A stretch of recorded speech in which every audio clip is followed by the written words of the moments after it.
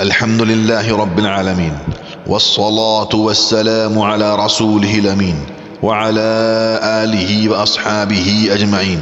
أما بعد، فيا معاشر المسلمين، أوصيكم ونفسي أولا بتقوى الله عز وجل وطاعته والتمسك بسنة حبيبه صلى الله عليه وسلم. عباد الله، أخبر سبحانه: تبارك اسم ربك ذي الجلال والإكرام.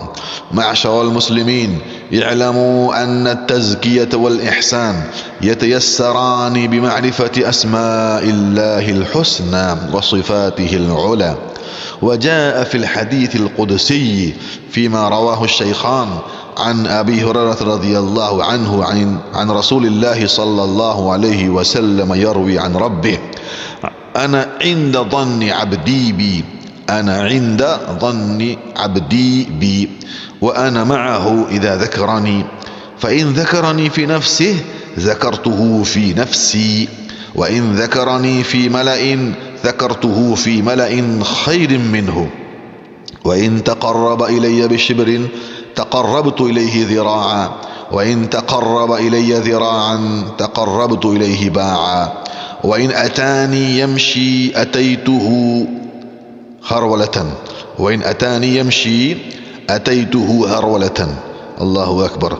أسأل الله التوفيق لما يحب ويرضى. نعم، ومن لب العبادة ذكر الله جل جلاله، وذلك من غايات الغايات، وذلك من غايات العبادات ومقاصدها، حيث أمر الله سبحانه مخاطبا لعبده: واذكر اسم ربك وتبتل إليه تبتيلا. وأيضا أمر الله سبحانه عباده بقوله: فاذكروني أذكركم. نعم، وما ذكركم إلا بتوفيق منه وذكره لكم، فذكر العبد خالقه بين ذكري الخالق له قبل ذكر العبد وبعده. تفسر هذه الآية بقوله تعالى، تفسر: ولذكر الله أكبر، يعني ذكر الله لك وأنت في الصلاة أكبر من ذكرك له سبحانه. الله أكبر، الله أكبر. ويقول النبي صلى الله عليه وسلم: ألا أنبئكم بخير أعمالكم وأزكاها عند مليككم وأرفعها في درجاتكم، وخير لكم من إنفاق الذهب والورق، وخير لكم من أن تلقوا عدوكم فتضربوا أعناقهم ويضربوا أعناقكم. قالوا: بلى يا رسول الله.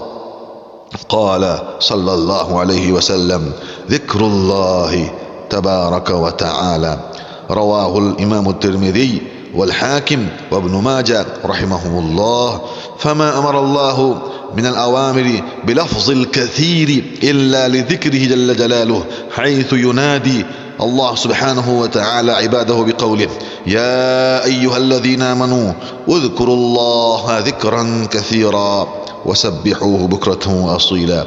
اللهم اجعلنا من الذاكرين الله كثيرا والذاكرات. آمين آمين يا رب العالمين. أقول قولي هذا، أستغفر الله لي ولكم ولجميع المسلمين والمسلمات من كل ذنب وخطيئة، فاستغفروه إنه هو الغفور الرحيم.